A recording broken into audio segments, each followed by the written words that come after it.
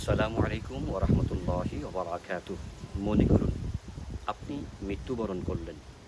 মৃত্যুর পরপর আপনার স্বজন প্রতিবেশী যারা আছেন তারা আপনাকে গোসল দিচ্ছে। এরপরে আপনার শরীরে কাফনের কাফন তারা মুড়িয়ে দিচ্ছে। তারপর আপনার মৃতদেহ কাঠের মধ্যে তোলা হলো। এরপর সকলের উপস্থিতিতে জানাজার সালাত কায়েম হলো। তারপর আপনাকে অন্ধকার কবরে নামিয়ে দেওয়া হলো। একের পর এক মাটি চাপা দিয়ে সবাই আপনাকে কবরস্থানে একা ফেলে চলে আসলো। এর মধ্যে আপনি অপেক্ষা করছেন মুনকার নাকির আসবে, সওয়াল জবাব করবে।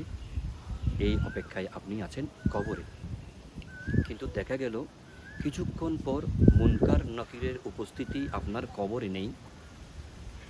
আপনার কবরের সাথে জান্নাতে একটা সুড়ঙ্গ পথ তৈরি হয়ে গেল। সুবহানাল্লাহ। ওটা দিয়ে জান্নাতের খুশবু আসতে শুরু করলো। তখন আপনি ভাবতে লাগলেন এই অবস্থা কেন হচ্ছে।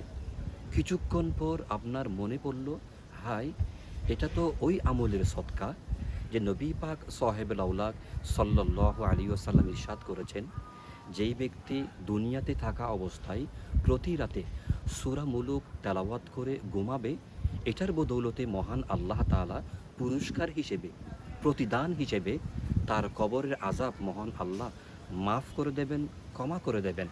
এমনকি মহান আল্লাহ তাআলা আহকামুল হাকিমিন মুনকার নকিরের প্রশ্ন জবাব তার জন্য মওকুফ করে দেবেন। সুবহানাল্লাহ।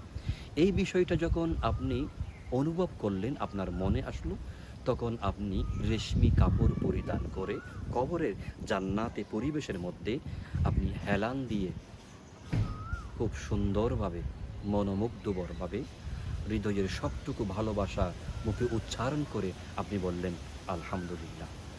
যেই মহান আল্লাহ আপনাকে এই নিয়ামত দিয়েছেন তিনি হচ্ছেন রহমান রহিম। এটার মাধ্যমে আমরা চেষ্টা করব, এই ভিডিওর মাধ্যমে আমাদের ভাই বোন যারা আছেন তাদেরকে আমরা মেসেজ দিতে চাই, কবরে যদি আমরা আযাব থেকে নিজেদেরকে মুক্ত রাখতে চাই, মুনকার নাকিরের প্রশ্নের জবাব থেকে যদি নিজেদেরকে রক্ষা করাতে চাই, পৃথিবীতে আমরা এমন একটি আমল করব যে প্রতিদিন রাতে ঘুমাতে যাওয়ার আগে আমরা সূরা মুলুক তেলাওয়াত করব ইনশাআল্লাহ। তাবারাকাল্লাযী বিয়াদিহিল মুলক ওয়া হুয়া আলা কুল্লি শাইইন কাদির আল্লাযী খালাকাল মাউতা ওয়াল হায়াতা লিয়াবলুয়াকুম আইয়ুকুম আহসানু আমালা ওয়া হুয়াল আজিজুল গফুর। এভাবে আমরা কন্টিনিউ সূরা মুলুক শরীফ তেলাওয়াত করার জন্য চেষ্টা করব ইনশাআল্লাহ। ওয়া মা আলাইনা ইল্লাল বালাগ। আসসালামু আলাইকুম ওয়া রাহমাতুল্লাহি ওয়া বারাকাতুহু।